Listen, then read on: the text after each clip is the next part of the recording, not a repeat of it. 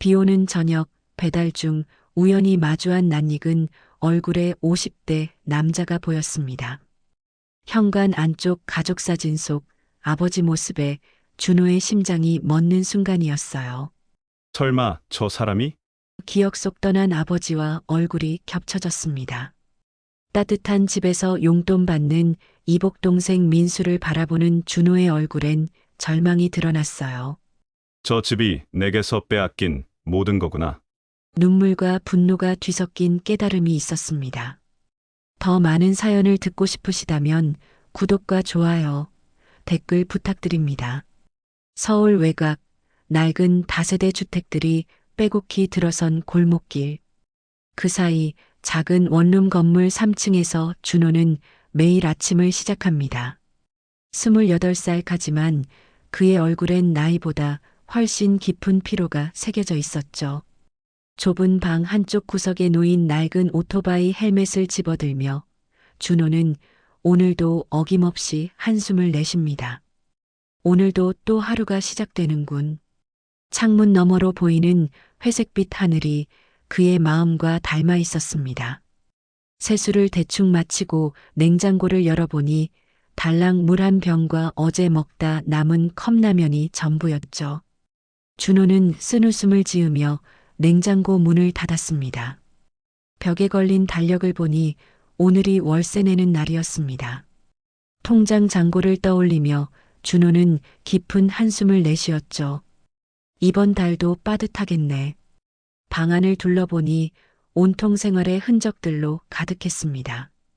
바닥에 널브러진 배달복, 구겨진 편의점 유니폼, 그리고 책상 위에 쌓인 미납 고지서들. 준호는 그 고지서들을 보며 또다시 현실을 마주해야 했습니다. 전기료, 가스비, 핸드폰 요금까지 밀린 게 한둘이 아니었거든요. 오전 10시 준호는 오토바이에 걸터 앉아 배달 앱을 켭니다. 핸드폰 화면에 주문이 하나씩 들어올 때마다 그는 기계적으로 움직였죠. 중국집에서 짜장면을, 치킨집에서 후라이드를, 분식집에서 떡볶이를. 하루 종일 서울 곳곳을 누비며 사람들의 끼니를 배달하는 것이 그의 일상이었습니다. 첫 번째 배달지는 고급 아파트 단지였습니다. 깔끔하게 정돈된 조경과 반짝이는 로비를 지나며 준호는 괜히 위축되는 기분이 들었죠. 엘리베이터 안에서 자신의 모습을 보니 초라해 보였습니다. 낡은 배달복에 헝클어진 머리, 그리고 며칠째 제대로 못 깎은 수염까지. 여기 사는 사람들은 내 나이에 뭘 하고 있을까? 배달을 마치고 나오며 준호는 아파트 단지 안놀이터를 바라봤습니다. 아이들이 웃으며 뛰어노는 모습, 벤치에 앉아 그런 아이들을 바라보는 부모들의 따뜻한 시선. 준호는 문득 자신의 어린 시절을 떠올렸습니다. 어머니 손을 잡고 동네 슈퍼에 갔던 기억, 생일날 작은 케이크를 함께 나눠 먹었던 순간들. 하지만 그런 추억도 잠깐 다음 주문이 들어왔습니다. 준호는 다시 오토바이에 올라탔죠. 점심시간이 되자 주문이 폭주했습니다.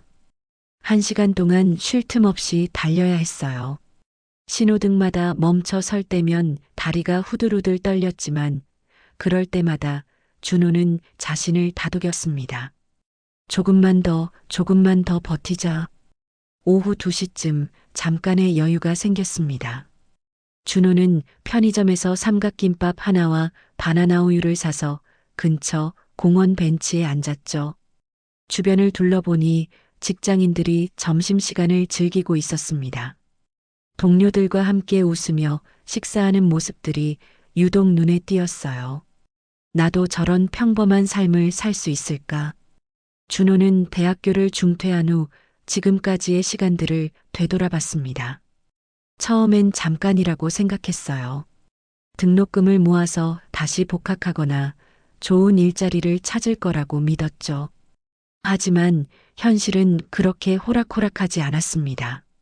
학력도 기술도 인맥도 없는 준호에게 주어진 선택지는 많지 않았어요. 어머니가 돌아가신 지도 벌써 3년이 지났습니다. 암 투병을 하시는 동안 준호는 병원비를 마련하느라 대출까지 받았었죠. 어머니가 돌아가신 후에도 그 빚은 고스란히 남아 있었습니다.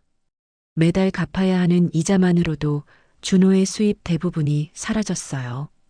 오후 5시 배달 알바가 끝나면 준호는 잠깐 집에 들러 간단히 저녁을 해결합니다. 대부분 편의점 도시락이나 컵라면이었죠.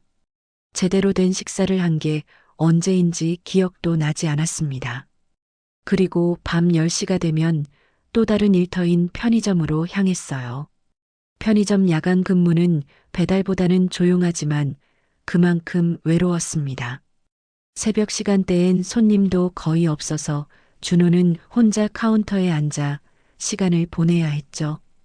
가끔 들어오는 손님들도 대부분 말없이 물건만 사고 나갔습니다. 창밖으로 보이는 거리는 고요했어요. 가끔 택시 한 대가 지나가거나 술에 취한 사람이 비틀거리며 걸어가는 모습이 보일 뿐이었죠.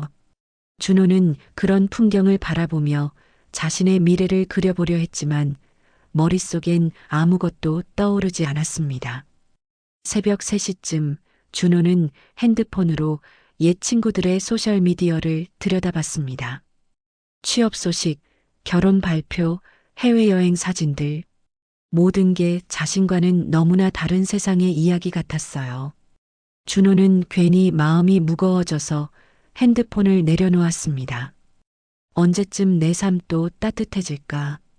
준호의 삶은 마치 비 오는 날 젖은 배달봉투 같았습니다. 축축하고 무겁고 언제 마를지도 모르는 그런 상태였죠. 하지만 포기할 수도 없었어요. 살아야 했으니까요. 내일도 모레도 그 다음 날도 똑같은 하루가 기다리고 있다는 걸 알면서도 말입니다. 새벽 6시가 되어 교대할 직원이 오면 준호는 지친 몸을 이끌고 집으로 돌아갑니다. 피곤한 몸을 침대에 맡기며 준호는 잠시나마 모든 걸 잊으려 했습니다. 꿈속에서라도 다른 삶을 살 수 있기를 바라면서 말이죠. 며칠이 지난 어느 저녁 하늘에서 굵은 빗방울이 떨어지기 시작했습니다. 준호는 비닐우비를 입고 오토바이에 올라탔죠. 비 오는 날엔 배달 주문이 평소보다 2배는 늘어났거든요. 하지만 그만큼 위험하기도 했습니다. 미끄러운 도로 위에서 오토바이를 모는 일은 언제나 조마조마했어요. 오늘은 좀 일찍 끝나길. 핸드폰 화면에 새로운 주문이 떠올랐습니다. 중국집에서 짜장면 2그릇과 탕수육 하나. 배달 주소를 보니 평소 가본 적 없는 동네였어요. 준호는 내비게이션을 켜고 그곳으로 향했습니다. 빗길을 조심스럽게 달리며 좁은 골목길로 들어서니 오래된 빌라들이 줄지어 서 있었죠.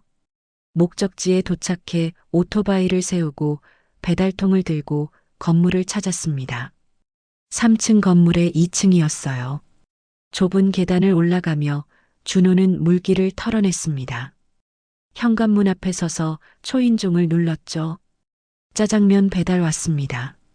잠시 후 문이 열렸습니다. 50대 후반쯤 되어 보이는 남자가 나타났어요.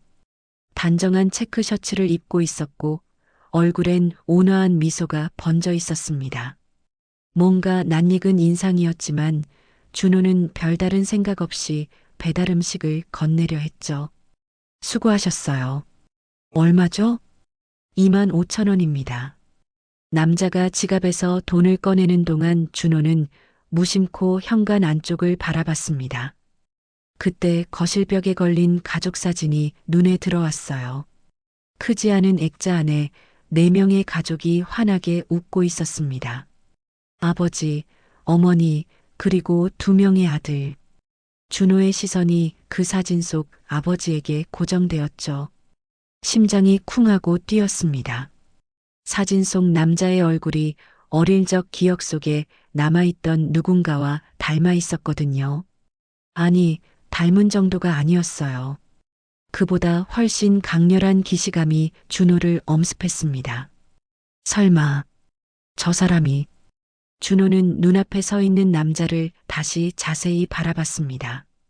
이마의 주름, 코의 모양, 심지어 미소 짓는 방식까지 모든 게 기억 속 그 사람과 일치했어요.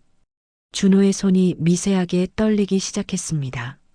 아, 거스름 돈 여기 있어요. 남자가 1,000원을 건네며 말했지만 준호는 제대로 듣지 못했습니다. 머릿속이 하얗게 변했거든요. 어릴 적 어머니가 보여주셨던 낡은 사진이 떠올랐습니다. 젊은 시절의 아버지 모습이 담긴 그 사진과 지금 눈앞의 남자가 겹쳐 보였어요. 괜찮으세요? 얼굴이 창백해 보이는데. 남자의 걱정스러운 목소리에 준호는 정신을 차렸습니다. 급하게 고개를 끄덕이며 거스름 돈을 받았죠. 아, 네. 괜찮습니다. 비가 와서 그런가 봐요. 그때 집안에서 다른 목소리가 들려왔습니다. 여보, 누가 왔어요? 여자의 목소리였어요. 따뜻하고 부드러운 톤이었죠. 그리고 곧이어 또 다른 목소리가 들렸습니다. 아빠, 저 배고파요. 언제 먹어요? 젊은 남자의 목소리였습니다. 준호와 비슷한 나이대로 들렸어요. 그 순간 거실 안쪽에서 한 청년이 나타났습니다. 깔끔한 트레이닝복을 입고 있었고 얼굴엔 건강한 혈색이 돌았어요. 자신감 넘치는 눈빛과 당당한 자세가 인상적이었죠. 청년은 준호를 보더니 가볍게 고개를 끄덕였습니다. 그리고 아버지에게 말했어요. 아빠, 빨리 들어와요. 탕수육 식기 전에 먹어야죠. 준호는 그 청년을 바라보며 또 한 번 충격을 받았습니다. 어딘지 모르게 자신과 닮은 구석이 있었거든요. 하지만 그 청년의 모든 것이 준호와는 정반대였어요. 여유로운 표정, 넉넉해 보이는 옷차림, 그리고 무엇보다 가족에게 둘러싸여 있다는 사실. 네, 금방 들어갈게. 남자가 아들에게 대답하고 다시 준호를 바라봤습니다. 정말 수고 많으셨어요. 비 조심해서 가세요. 준호는 어렴풋이 대답했습니다. 네, 감사합니다. 하지만 발걸음이 떨어지지 않았어요. 문이 닫히는 순간까지 준호는 그 집을 바라봤습니다. 따뜻한 불빛이 새어나오는 창문 너머로 가족들의 웃음소리가 들려왔어요. 계단을 내려오며 준호의 마음은 복잡해졌습니다. 비는 더욱 거세게 내리기 시작했고 준호는 우비 후드를 깊숙이 눌렀었죠. 오토바이에 올라탄 후에도 한동안 그 자리에 멈춰 있었습니다. 설마 정말 어릴 적 어머니에게서 들었던 이야기들이 떠올랐습니다. 아버지는 준호가 5살 때 집을 나갔어요.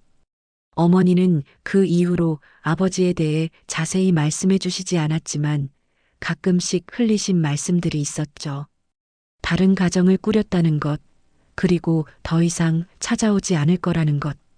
준호는 주머니에서 핸드폰을 꺼냈습니다.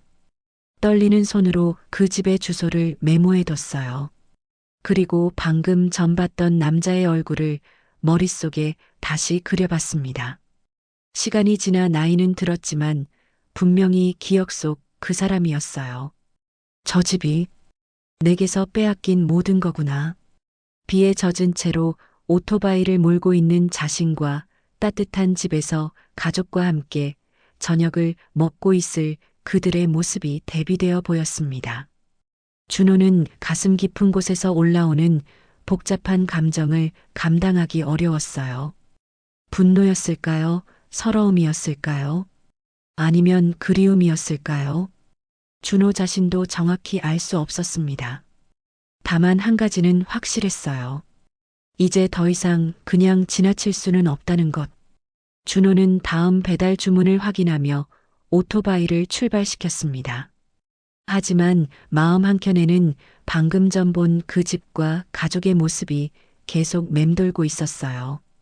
그날 밤 준호는 편의점에서 근무하는 내내 집중할 수 없었습니다. 머릿속에는 온통 그 남자의 얼굴과 가족 사진만 맴돌았어요. 새벽이 되어서도 잠이 오지 않았습니다. 침대에 누워서도 계속 그 순간을 되짚어봤죠. 정말 아버지가 맞을까? 준호는 침실 옷장 깊숙한 곳에서 작은 상자를 꺼냈습니다. 어머니의 유품이 담긴 상자였어요. 그 안에는 낡은 사진 몇 장이 들어 있었죠. 가장 오래된 사진 한 장에는 젊은 시절의 부모님이 함께 찍힌 모습이 담겨 있었어요. 사진 속 남자의 얼굴을 자세히 들여다보니 어제 봤던 그 사람과 확실히 일치했어요. 20여 년의 세월이 흘렀지만 변하지 않은 특징들이 선명했습니다. 맞다. 분명히 아버지야. 며칠 동안 준호는 일에 집중하려 했지만 쉽지 않았습니다. 배달을 하다가도 자꾸 그 동네 쪽으로 시선이 향했어요. 마음속으로는 다시 그 집을 찾아가고 싶은 충동과 두려움이 동시에 밀려왔습니다. 일주일이 지난 어느 날 오후 준호는 더 이상 참을 수 없었습니다. 의심을 확실히 하고 싶었어요. 배달 일을 일찍 마치고 그 집으로 향했습니다. 오토바이를 조금 떨어진 곳에 세우고 현관문 앞에 섰죠. 심장이 빠르게 뛰었습니다. 어떤 핑계를 대야 할지 고민하다가 갑자기 목이 마르다는 핑계가 떠올랐어요. 준호는 심호흡을 한 번 하고 초인종을 눌렀습니다. 아저씨, 저 지난번에 배달 왔던 사람인데요. 죄송하지만 물 좀 얻을 수 있을까요? 아, 그러세요. 들어오세요. 남자는 망설임 없이 준호를 집 안으로 들여보냈습니다. 거실로 들어서니 지난번에 봤던 가족 사진이 다시 눈에 들어왔어요. 이번엔 더 자세히 볼 수 있었습니다. 사진 속 가족들은 모두 행복해 보였어요.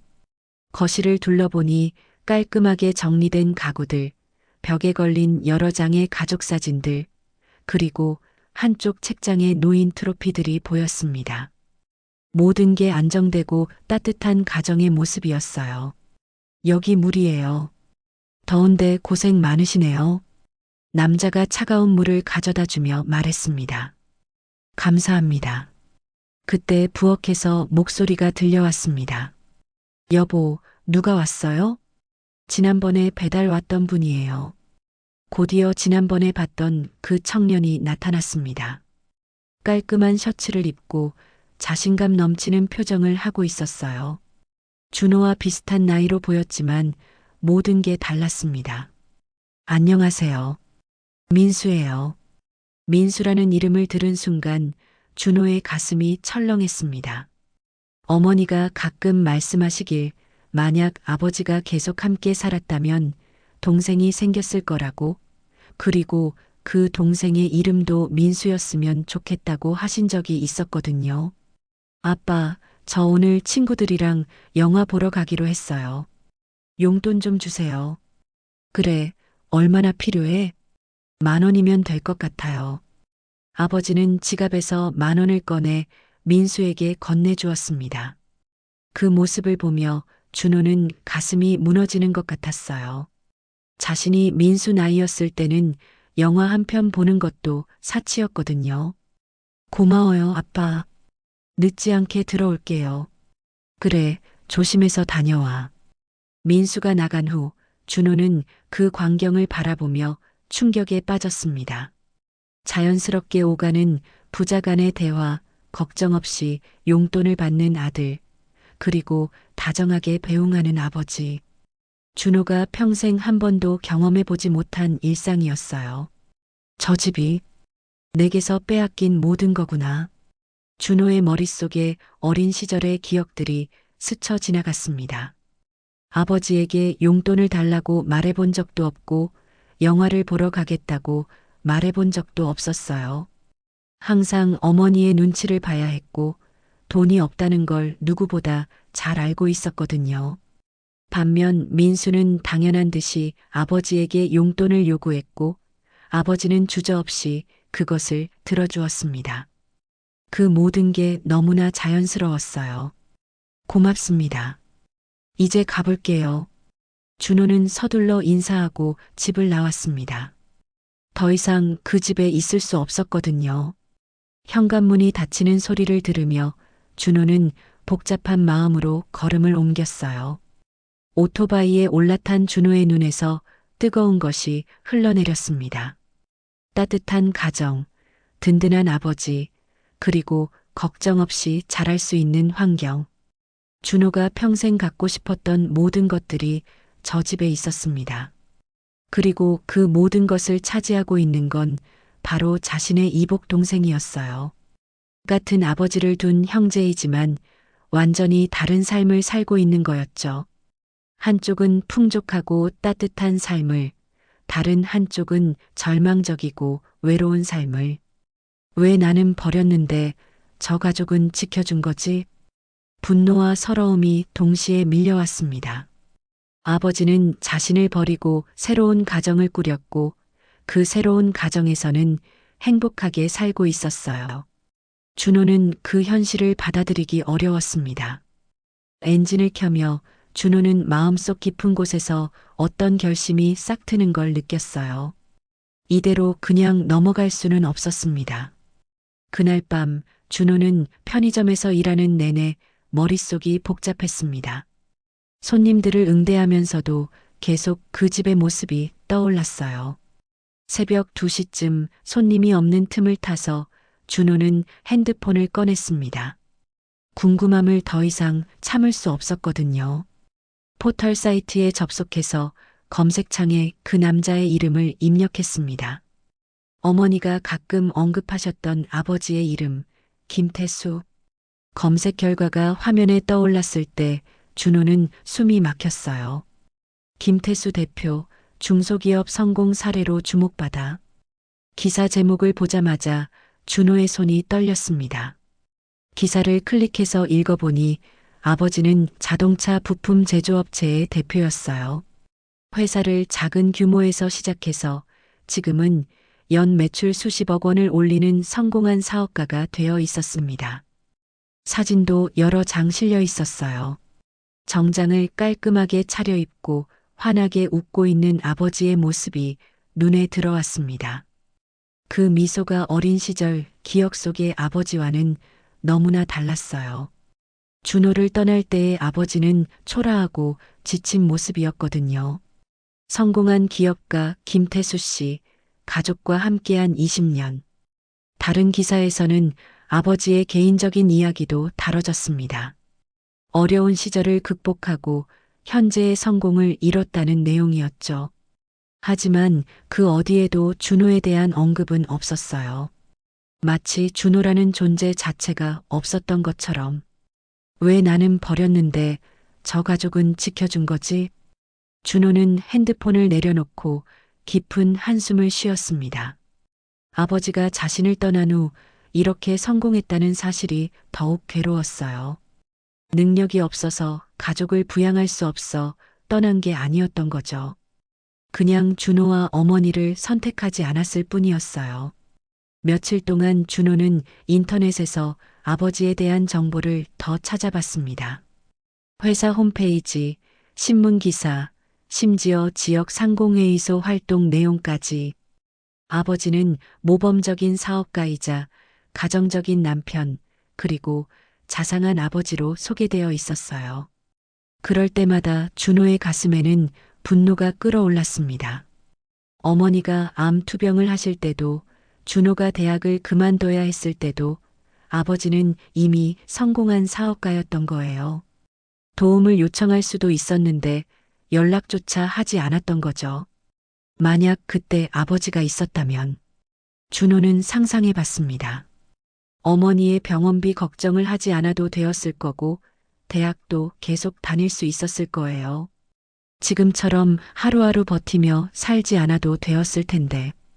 그런 생각이 들수록 아버지에 대한 원망은 더욱 커졌습니다. 그리고 그 원망은 점점 민수에게로 향했어요. 자신이 가질 수 없었던 모든 것을 당연하게 누리며 사는 민수가 미웠습니다. 어느 날 저녁 준호는 참을 수 없는 충동을 느꼈어요. 편의점에서 술 한 병을 사서 집으로 돌아왔습니다. 혼자 술을 마시며 지난 몇 년간의 삶을 되돌아봤죠. 배달 일을 하며 비에 젖었던 날들, 편의점에서 혼자 보낸 새벽들, 그리고 어머니를 잃고 홀로 남겨진 그 순간까지 왜 이렇게 살아야 하는 거야? 술이 들어가자 억눌렸던 감정들이 폭발했습니다. 준호는 더 이상 참을 수 없었어요. 핸드폰을 들고 그 집 주소를 다시 확인했습니다. 그리고 밖으로 나갔죠. 밤 10시가 넘은 시간이었습니다. 준호는 술에 취한 채로 오토바이를 몰고 그 집으로 향했어요. 위험한 일이라는 걸 알면서도 멈출 수 없었습니다. 가슴 속에서 끓어오르는 분노와 서러움이 이성을 마비시켰거든요. 집 앞에 도착해서 오토바이를 세우고 현관 앞에 섰습니다. 불이 켜져 있는 걸 보니 가족들이 모두 집에 있는 것 같았어요. 준호는 떨리는 손으로 초인종을 눌렀습니다. 누구세요? 인터폰을 통해 아버지의 목소리가 들려왔어요. 저예요. 지난번에 왔던. 아, 배달하시는 분이군요. 이 늦은 시간에 무슨 일이세요? 준호는 한참 동안 말을 하지 못했습니다. 목구멍까지 올라온 말들이 쉽게 나오지 않았어요. 문 좀 열어주세요. 할 말이 있어요. 잠시 후 현관문이 열렸습니다.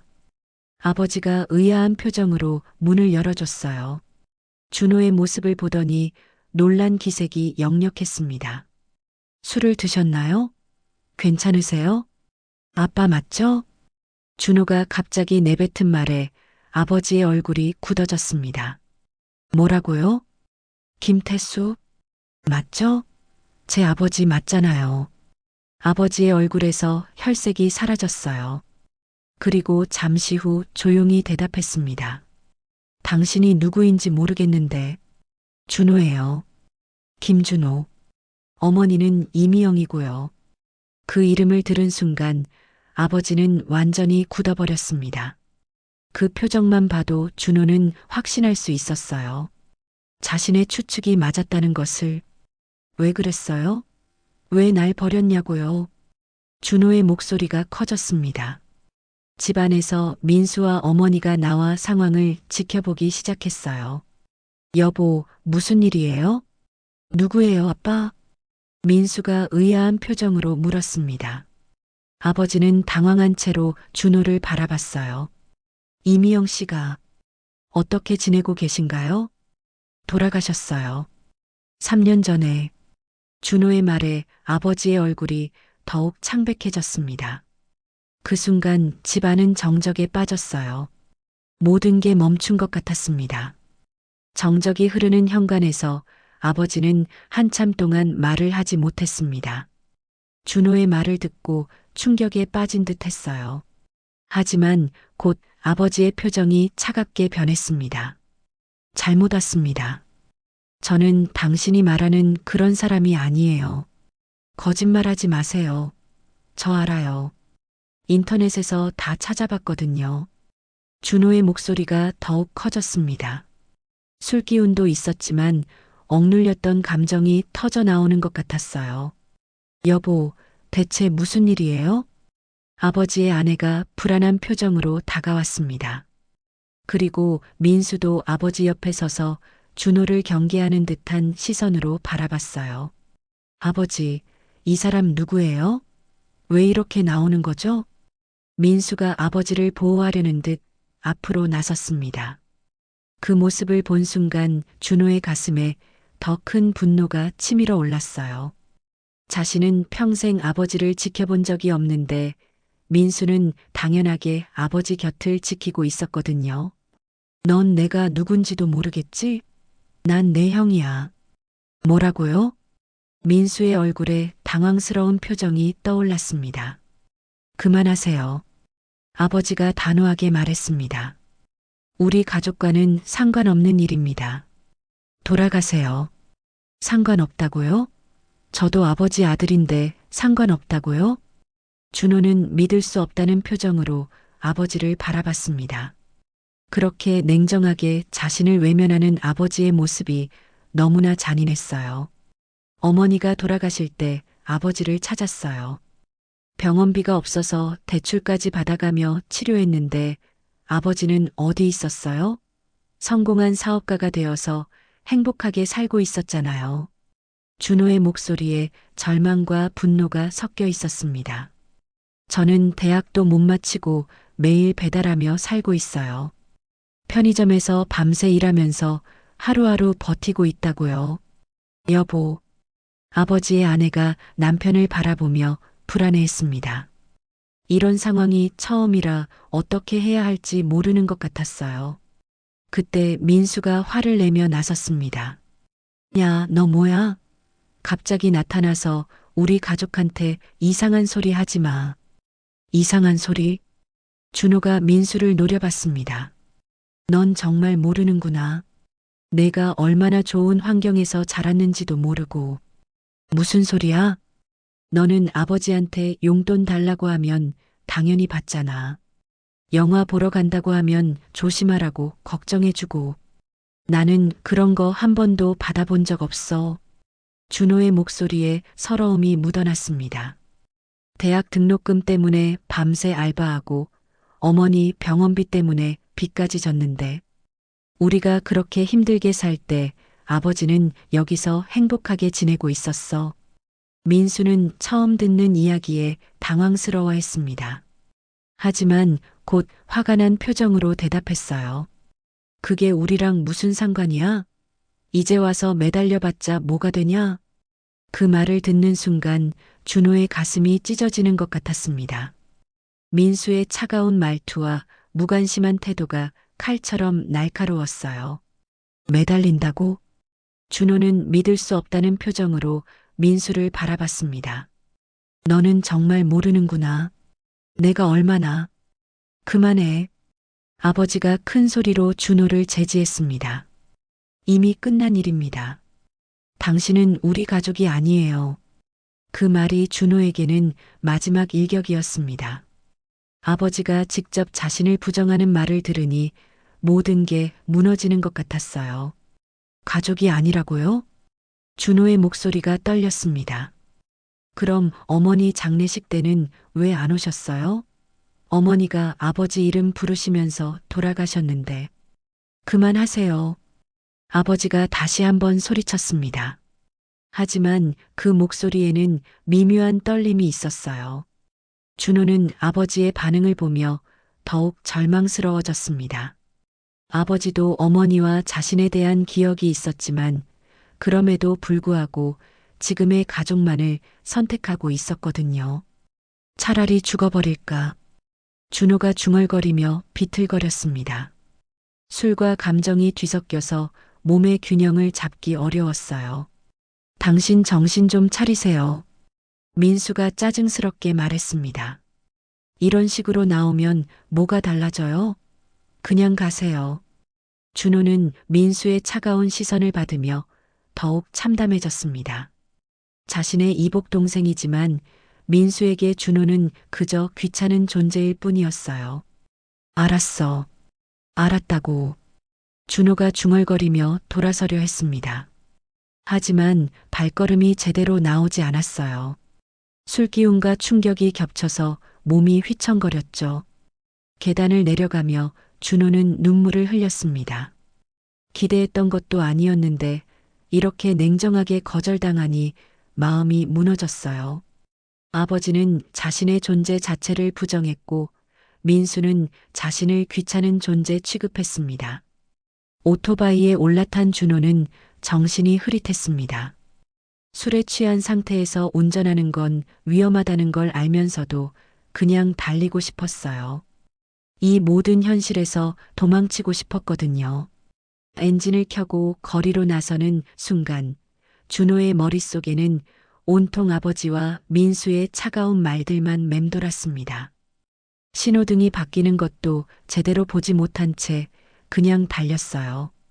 그때 앞에서 트럭 하나가 나타났습니다. 준호는 순간 브레이크를 밟으려 했지만 반응이 늦었어요. 트럭과 부딪힐 뻔한 순간 간신히 핸들을 꺾어 넘어졌습니다. 아스팔트 바닥에 쓰러진 준호는 하늘을 바라봤습니다. 몸은 아팠지만 마음이 더 아팠어요. 삶이 송두리째 무너지는 기분이었습니다. 의식이 돌아왔을 때 준호는 하얀 천장을 바라보고 있었습니다. 병원 특유의 소독약 냄새가 코끝을 찔렀어요. 몸을 움직이려 하니 온몸이 쑤셨습니다. 왼쪽 팔에는 깁스가 되어 있었고 여기저기 상처투성이었죠. 정신 차렸네. 옆에서 익숙한 목소리가 들렸습니다. 고개를 돌려보니 철민이 의자에 앉아 있었어요. 같은 편의점에서 일하는 동료였죠. 준호보다 2살 많은 철민은 준호에게 형 같은 존재였습니다. 철민이 형, 야, 너 정말 미친 거 아니야? 술 먹고 오토바이 타다니. 철민의 목소리에는 걱정과 화가 섞여 있었어요. 병원비는 어떻게 해? 너 돈 있어? 준호는 그제야 현실을 마주했습니다. 병원비까지 걱정해야 하는 상황이었어요. 이미 빚이 있는 상태에서 또 다른 부담이 생긴 거죠. 다행히 크게 다치지는 않았어. 왼팔 골절이랑 찰과상 정도야. 근데 오토바이는 완전히 망가졌어. 철민의 말을 듣고 준호는 더욱 절망스러워졌습니다. 오토바이는 그의 유일한 수입원이었거든요. 그것 없이는 배달 일도 할 수 없었어요. 형, 나 어떻게 살아야 하지? 준호의 목소리에 깊은 절망이 묻어났습니다. 뭔 소리야? 살아야지. 다른 선택이 있어? 철민이 준호를 바라보며 진지하게 말했습니다. 너 어젯밤에 무슨 일 있었던 거야? 갑자기 왜 그랬어? 준호는 한참 동안 말을 하지 못했습니다. 어디서부터 설명해야 할지 막막했어요. 그리고 말해봤자 철민이 이해할 수 있을지도 의문이었죠. 아버지를 만났어. 아버지? 너 아버지 없다고 했잖아. 나도 그렇게 생각했는데 우연히 배달 갔다가 만났어. 준호는 지난 며칠간의 일들을 철민에게 이야기했습니다. 아버지를 발견한 것부터 어젯밤의 대면까지 모든 걸 털어놨어요. 철민은 조용히 들어주다가 마지막에 한숨을 쉬었습니다. 그래서 어쩔 건데? 계속 그 집 앞에서 매달릴 거야? 아니야. 이제 끝이야. 준호의 목소리는 체념으로 가득했습니다. 그 사람들은 나를 가족으로 생각하지 않아. 민수 그 녀석이 한 말 들었어? 이제 와서 매달려봤자 뭐가 되냐고 했어.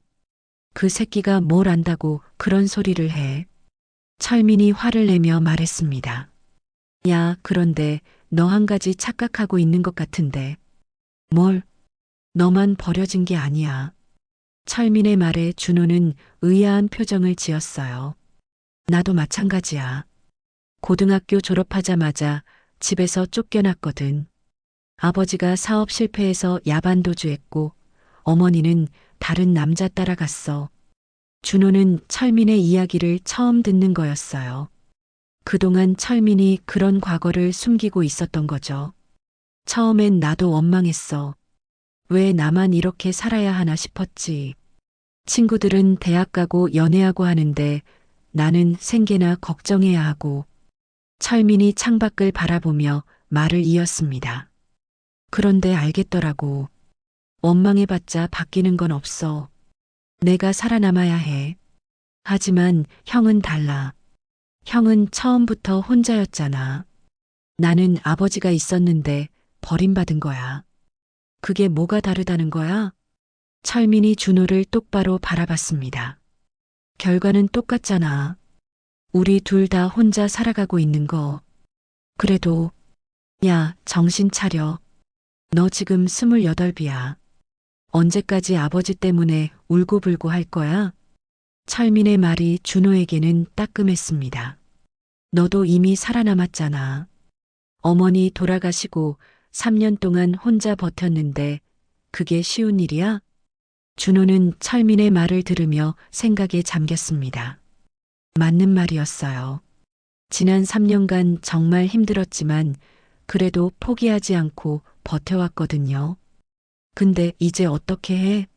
오토바이도 없고 팔도 다쳤는데. 그건 천천히 생각해보자. 일단 나을 때까지는 내가 도와줄게. 철민의 따뜻한 말에 준호는 고마움을 느꼈습니다. 가족은 아니지만 철민은 진짜 형처럼 자신을 챙겨주고 있었어요. 형, 고마워. 뭐가 고마워? 우리끼리 안 도우면 누가 도와주겠어? 철민이 쓴웃음을 지으며 말했습니다. 그때 준호는 문득 깨달았습니다. 자신이 원하던 건 복수가 아니었어요. 아버지에게 인정받고 싶었던 거였죠. 사랑받고 싶었고 가족이라고 불리고 싶었던 거예요. 하지만 그 소망은 이제 이룰 수 없다는 것도 분명했습니다. 아버지는 이미 다른 가족을 선택했고 준호는 그 선택에서 제외된 존재였어요. 형, 나 결심했어. 뭘? 다시 아버지를 찾아갈 거야. 철민이 놀란 표정을 지었습니다. 야, 또 무슨 소리야? 방금 포기한다고 했잖아. 아니야. 이번엔 다를 거야. 준호의 눈에 새로운 결의가 떠올랐습니다. 복수하려는 게 아니야. 진실을 끝까지 묻고 싶어. 왜 나를 버렸는지, 정말로 후회는 없는지. 그래서 그 답을 듣고 나면 정말로 끝낼 거야. 더 이상 매달리지 않을 거야. 철민은 한참 동안 준호를 바라보더니 고개를 끄덕였습니다. 알겠어. 그런데 이번엔 제대로 해. 술 먹고 가지 말고. 응, 알겠어. 준호는 창밖을 바라보며 마음을 다잡았습니다. 이번이 마지막 기회였어요. 아버지와 제대로 된 대화를 나누고 모든 걸 정리하고 싶었습니다. 그래야만 비로소 자신의 인생을 시작할 수 있을 것 같았거든요. 퇴원 후 일주일이 지났습니다. 준호는 깁스한 팔로 인해 배달 일을 할 수 없었지만 마음은 차츰 정리되어 가고 있었어요. 철민이 가끔 음식을 가져다 주며 챙겨줬고 준호는 그동안 자신의 삶을 돌아볼 시간을 가졌습니다. 어느 날 저녁 준호는 결심을 굳혔어요. 아버지와 마지막 대화를 나누기로 한 거죠. 이번에는 감정적으로 접근하지 않고 차분하게 이야기하고 싶었습니다. 밤 9시쯤 준호는 그 집 앞에 섰습니다. 지난번과 달리 술을 마시지 않았고 마음도 훨씬 평정심을 유지하고 있었어요. 심호흡을 한 번 하고 초인종을 눌렀습니다. 누구세요? 아버지의 목소리가 인터폰을 통해 들려왔어요. 조금 경계하는 듯한 톤이었습니다. 준호입니다. 마지막으로 한 번만 이야기하고 싶어요. 한참의 침묵이 흘렀습니다. 준호는 거절당할 수도 있다는 걸 각오하고 있었어요. 도망치지 말고 제 얘기 한 번만 들어주세요. 그 말에 마침내 현관문이 열렸습니다. 아버지가 복잡한 표정으로 문을 열어줬어요. 들어오세요. 거실로 들어서니 이번에는 민수와 어머니는 보이지 않았습니다. 아버지가 미리 자리를 피하게 한 것 같았어요. 앉으세요. 아버지가 소파를 가리키며 말했습니다. 준호는 조심스럽게 앉았어요. 아버지도 맞은편에 앉으며 준호를 바라봤습니다. 팔은 어떻게 된 건가요? 사고가 있었어요. 괜찮습니다. 잠시 침묵이 흘렀습니다. 준호는 차분하게 말을 시작했어요. 아버지, 저는 돈이 필요해서 온 게 아니에요. 그럼 뭘 원하는 건가요? 그냥 왜 나였는지만 알고 싶었어요. 아버지의 얼굴에 미묘한 변화가 일어났습니다. 저와 어머니에게 무슨 문제가 있었나요? 왜 우리를 떠나신 건가요? 준호의 목소리는 담담했지만 간절함이 묻어 있었어요. 아버지는 한참 동안 말을 하지 못했습니다. 그리고 깊은 한숨을 쉬며 입을 열었어요. 내 엄마와 나는 너무 어렸어요. 어렸다고요? 나는 23, 내 엄마는 21였어. 아무것도 모르고 결혼했죠. 아버지의 목소리에 회한이 묻어 있었습니다. 처음엔 사랑만으로 충분하다고 생각했어요. 하지만 현실은 달랐어. 어떤 현실이요? 돈이 없었어요. 내가 태어나고 나서 생활비가 더 많이 들었는데 나는 일용직밖에 못했거든요. 아버지가 과거를 회상하며 말을 이었습니다. 매일 싸웠어요. 돈 때문에, 미래 때문에. 내 엄마는 힘들어했고 나는 도망치고 싶었어요. 준호는 아버지의 말을 조용히 들었습니다. 그래서 떠나신 거예요? 내 엄마와 나는 젊었고 가난했어요. 너를 키울 힘이 없었다고 생각했어. 그때 갑자기 문이 열리며 민수가 들어왔습니다. 아빠, 뭐 하세요? 민수는 준호를 보더니 못마땅한 표정을 지었어요. 또 왔네요. 민수야. 아빠, 이런 놈한테 휘둘리지 마세요. 민수가 아버지 앞에 서며 준호를 노려봤습니다. 돈 노리고 온 거 뻔하잖아요. 돈 필요 없다고 했어요. 준호가 차분하게 대답했습니다. 그럼 뭐가 목적이에요? 왜 우리 가족 괴롭히는 거예요? 민수의 적대적인 태도를 보며 준호는 쓴웃음을 지었어요. 괴롭힌다고요? 저도 이 집 아들인데. 아들, 웃기네요.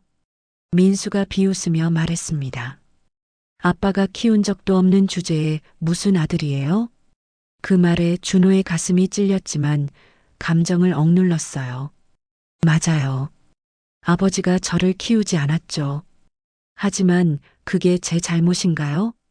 그건 저는 5살 때 아버지가 떠났어요. 왜 떠났는지도 모른 채로요. 준호가 민수를 똑바로 바라보며 말했습니다. 어머니는 혼자서 저를 키우시느라 얼마나 힘드셨는지 알아요? 암에 걸렸을 때도 치료비가 없어서 얼마나 고생하셨는지. 민수는 할 말을 찾지 못했어요. 저는 원망하러 온 게 아니에요. 그냥 아버지가 후회하지 않는지 궁금했을 뿐이에요. 그때 아버지가 조용히 입을 열었습니다. 내 잘못이 아니었다. 준호와 민수 모두 아버지를 바라봤어요. 그게 전부다. 아버지의 목소리는 무겁고 조용했습니다. 내 잘못이 아니었어. 내가 겁쟁이였던 거야. 준호의 눈에서 눈물이 흘러내렸습니다. 그토록 듣고 싶었던 말이었어요. 하지만 이미 늦었어. 아버지가 고개를 떨구며 말했습니다. 나는 이미 다른 가족을 만들었고 너는 다른 길을 걸어왔어. 시간을 되돌릴 수는 없어. 알아요. 준호가 고개를 끄덕였습니다. 저도 시간을 되돌리려는 게 아니에요. 그냥 확인하고 싶었어요. 민수는 아버지와 준호의 대화를 듣고 있었지만 여전히 이해하기 어려워 보였어요. 아버지, 저는 이제 가볼게요. 준호가 일어서며 말했습니다. 더 이상 찾아오지 않을 거예요. 준호야. 아버지가 준호를 불렀지만 별다른 말은 하지 않았어요. 안녕히 계세요. 준호는 마지막 인사를 하고 집을 나왔습니다. 현관문이 닫히는 소리를 들으며 준호는 깊은 안도감을 느꼈어요. 드디어 끝났다는 생각이 들었습니다. 아버지의 집을 나선 준호는 차가운 밤 공기를 깊게 들이마셨습니다. 마음 깊은 곳이 서늘하게 가라앉는 걸 느꼈어요. 아버지가 끝내 품어주지는 않았지만 그래도 듣고 싶었던 말을 들었습니다. 자신의 잘못이 아니었다는 것, 그리고 아버지도 후회하고 있다는 것. 집으로 돌아가는 길에 준호는 걸음을 멈췄습니다. 동네 공원 벤치에 앉아 하늘을 올려다봤어요. 별이 몇 개 보였습니다. 어린 시절 어머니와 함께 별을 세던 기억이 떠올랐죠. 엄마, 이제 괜찮을 것 같아요. 준호는 혼자 중얼거렸습니다. 어머니가 들어주실 것 같은 기분이었어요. 핸드폰이 울렸습니다. 철민이었어요. 야, 어디야? 집에 없던데. 공원에 있어. 무슨 일 있었어? 목소리가 이상한데. 아니야. 이제 정말 끝났어. 준호는 철민에게 오늘 있었던 일을 간단히 설명했습니다. 그래, 잘했어. 이제 진짜 새로 시작하는 거야. 응, 그래야지. 전화를 끊고 준호는 다시 하늘을 바라봤습니다. 답답했던 마음이 조금씩 풀리는 것 같았어요. 아직 가야 할 길이 멀었지만 이제는 뒤를 돌아보지 않고 앞으로 나아갈 수 있을 것 같았습니다. 며칠 후 준호의 깁스가 풀렸습니다. 의사는 조심하라고 당부했지만 일상생활에는 큰 지장이 없다고 했어요. 하지만 오토바이가 없어서 배달 일은 할 수 없었습니다. 형, 나 다른 일 찾아볼까 해. 편의점에서 철민과 이야기를 나누며 준호가 말했습니다. 무슨 일? 공장이든 뭐든 상관없어. 일단 돈을 벌어야 오토바이도 다시 살 수 있을 거 아니야. 그것도 그렇네. 근데 너 요즘 좀 달라졌어. 뭐가? 예전보다 밝아진 것 같아. 뭔가 결심한 얼굴이야. 철민의 말에 준호는 미소를 지었어요. 맞는 말이었습니다. 아버지와의 일이 정리되고 나니 마음이 한결 가벼워졌거든요. 일주일 후 준호는 근처 물류센터에서 일자리를 구했습니다. 야간 근무였지만 배달보다는 안정적이었어요. 급여도 조금 더 나았고요. 첫 출근 날 준호는 일찍 집을 나섰습니다. 버스를 타고 가는 길에 우연히 그 동네를 지나게 되었어요. 버스 창문으로 아버지의 집이 보였습니다. 불이 켜져 있었고 창문 너머로 가족들의 그림자가 보였어요. 예전 같았으면 가슴이 아팠을 텐데 이제는 담담했습니다. 그저 다른 사람들의 일상을 바라보는 것 같았어요. 물류센터 일은 생각보다 괜찮았습니다. 동료들도 친절했고 일도 배달보다 덜 위험했어요. 무엇보다 규칙적인 생활을 할 수 있어서 좋았습니다. 한 달이 지났을 때 준호는 철민과 함께 저녁을 먹고 있었습니다. 야, 너 요즘 정말 많이 달라졌어. 또 그 소리야? 아니, 진짜로. 예전엔 항상 우울해 보였는데 요즘은 뭔가 목표가 있어 보여. 철민의 말에 준호는 고개를 끄덕였습니다. 맞아. 이제 확실해졌어. 뭐가? 내가 뭘 해야 하는지. 준호는 잠시 생각에 잠겼다가 말을 이었습니다. 나는 버려졌던 아이지만 이제 스스로 살아가는 어른이야. 그 말에 철민도 미소를 지었어요. 멋있네. 그런데 구체적으로 뭘 할 거야? 일단 돈을 모아서 검정고시부터 볼 거야. 그 다음에는 대학도 다시 가고 싶어. 오, 진짜? 늦었다고 생각하지 않아. 아직 28이잖아. 준호의 눈에 새로운 희망이 번지고 있었습니다. 그날 밤 집에 돌아온 준호는 책상에 앉아 계획을 세웠습니다. 검정고시 준비 일정, 대학 입학 목표, 그리고 장기적인 인생 계획까지 종이에 하나씩 적어 내려가니 미래가 조금씩 보이는 것 같았어요. 창문 밖으로 도시의 야경이 펼쳐져 있었습니다. 무수히 많은 불빛들이 반짝이고 있었어요. 그 각각의 불빛마다 누군가의 삶이 있을 거라는 생각이 들었습니다. 힘든 사람도, 행복한 사람도, 꿈을 향해 달려가는 사람도. 준호는 그 불빛들 중 하나가 자신이라는 걸 깨달았습니다. 작지만 분명히 빛나고 있는 존재 말이죠. 몇 달 후 가을이 왔습니다. 준호는 꾸준히 일하며 돈을 모았고 틈틈이 검정고시 공부도 했어요. 철민도 응원해줬고 물류센터 동료들도 격려해줬습니다. 어느 날 퇴근길 준호는 철민과 함께 오토바이를 타고 도시의 밤거리를 달렸습니다. 드디어 새 오토바이를 산 거였어요. 중고였지만 준호에게는 새로운 시작을 의미하는 소중한 것이었습니다. 야, 속도 좀 줄여. 뒤에 탄 철민이 소리쳤지만 준호는 웃으며 계속 달렸어요. 멀리 가을 하늘에서 불꽃놀이가 터졌습니다. 알록달록한 불꽃들이 밤하늘을 수놓았어요. 준호는 오토바이를 세우고 그 광경을 바라봤습니다. 예쁘네. 응, 정말 예뻐. 철민도 함께 불꽃놀이를 바라봤어요. 그 순간 준호의 얼굴에 담담한 미소가 번졌습니다. 더 이상 과거에 얽매이지 않는 미소였어요. 앞으로 펼쳐질 미래를 기대하는 미소였습니다. 형, 고마워. 뭐가? 항상 곁에 있어줘서. 당연하지. 우리끼리 안 챙기면 누가 챙겨주겠어. 불꽃놀이가 끝나고 두 사람은 다시 오토바이에 올랐습니다. 도시의 불빛들 사이로 달려가는 준호의 마음은 한없이 가벼웠어요. 이제 진짜 자신의 인생이 시작되는 것 같았습니다. 더 많은 사연을 듣고 싶으시다면 구독과 좋아요, 댓글 부탁드립니다.